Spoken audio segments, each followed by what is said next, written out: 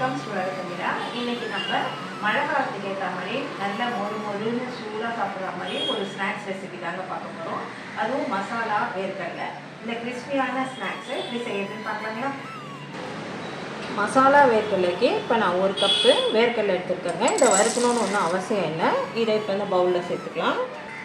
இது கூட கொஞ்சம் மசாலா பொருள்லாம் சேர்த்துக்கலாம்.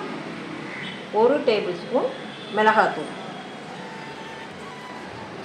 1/4 டீஸ்பூன் பெருங்காயத்தூள்,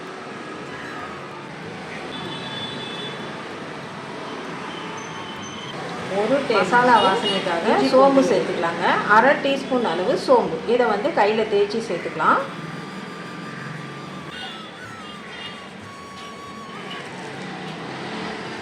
இது கூட பொரியாக கட் பண்ண கருவேப்பிலை. இப்போ இதுக்கு தேவையான உப்பு.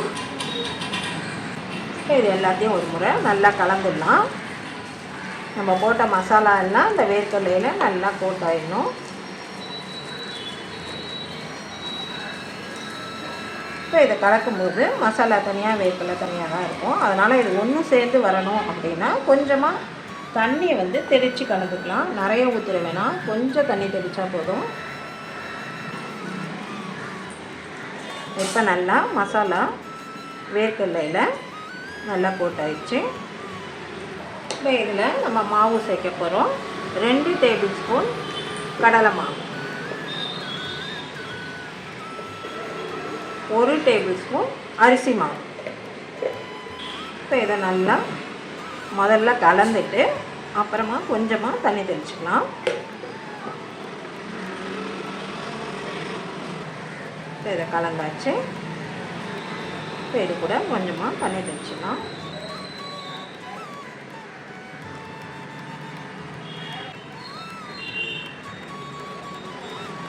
தண்ணி ஊற்றும்போது பார்த்து தெளித்து செய்யுங்க, ஊற்றிடாதீங்க. தண்ணியை ஊற்றிட்டிங்கன்னா ரொம்ப லிக்விட் ஆகிடும். அது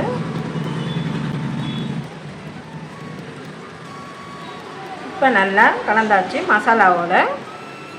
இப்போ நமக்கு வேர்க்கடலை ரெடி ஆகிடுச்சு பொரிக்கிறதுக்கு. இப்போ கடலை நமக்கு ரெடியாக இருக்குங்க. இப்போ நம்ம எண்ணெய் கடாயில் போட்டு பொரிச்சு எடுத்துக்கலாம்.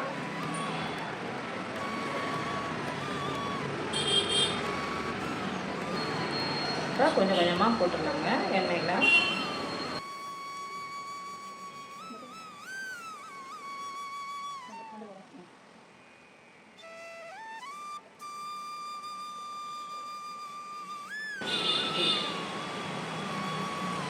பொறுமையாக திருப்பி விட்டு வேக வச்சுக்கலாங்க.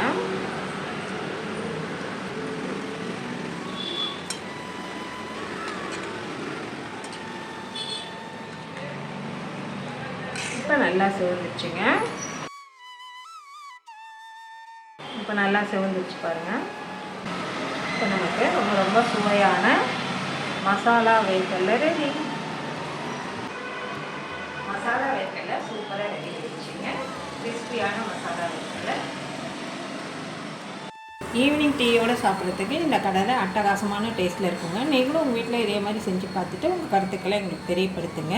இந்த வீடியோ பிடிச்சிருந்தா வீடியோக்கு ஒரு லைக் கொடுத்துட்டு அப்படியே உலக தமிழா சேனலை சப்ஸ்கிரைப் பண்ணி வச்சுக்கோங்க. தேங்க்யூ.